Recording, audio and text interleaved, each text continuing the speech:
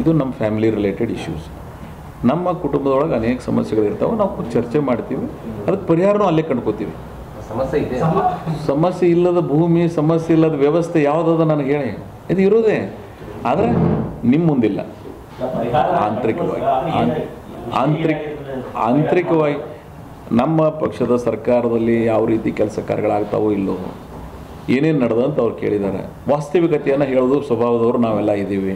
ಅದನ್ನು ನಿಮ್ಗೆ ಗೊತ್ತದ ನಾನು ಏನು ಹೇಳಿರ್ತೀನಿ ಅನ್ನೋದು, ನೀವು ಅದನ್ನು ನಿಮ್ಮ ಒಳಗೆ ಬಿಟ್ಟದ್ದು. ಆದರೆ ಸತ್ಯವಾದದ್ದನ್ನು, ವಾಸ್ತವಿಕತೆಯನ್ನು ತೆರೆದಿರ್ತಕ್ಕಂಥ ಪ್ರಯತ್ನ ನಾನು ಮಾಡಿನೂ ಮತ್ತು ನಾನು ಮಾಡಬೇಕಾಗ್ತಿದ್ದೆ. ಅದು ನನ್ನ ಜವಾಬ್ದಾರಿ.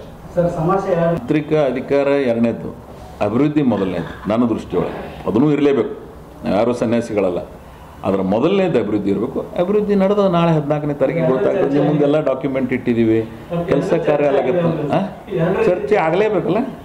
ಏನು ಚರ್ಚೆಗಳಾಗ್ಯಾವ ಅದನ್ನು ನೆನಪಿಸ್ತಕ್ಕಂಥ ಪ್ರಯತ್ನ ಮಾಡಿದ್ದೀವಿ.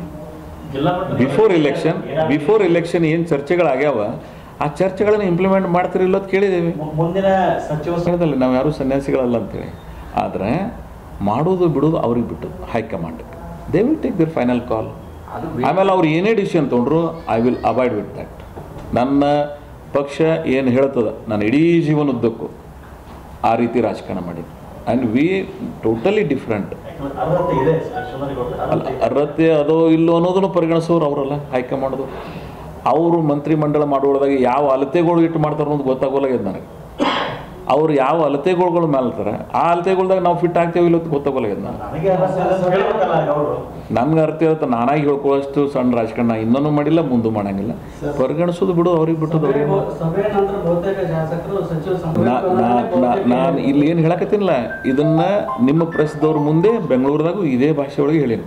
ಇಲ್ಲಿ ಅಲ್ಲಿ ಒಂದು ಮಾತಾಡಂಗಿಲ್ಲ, ಇಲ್ಲಿ ಒಂದು ಮಾತಾಡಂಗಿಲ್ಲ. ನಾನು ಹೇಳೀನು, ನಾನು ನಿನ್ನೆ, ಇವತ್ತು ಮತ್ತು ನಾಳೆ ಬಹಳ ಬದ್ಧತೆಯಿಂದ ಏನು ಮಾತಾಡಬೇಕು ಅಷ್ಟೇ ಮಾತಾಡ್ತೀವಿ.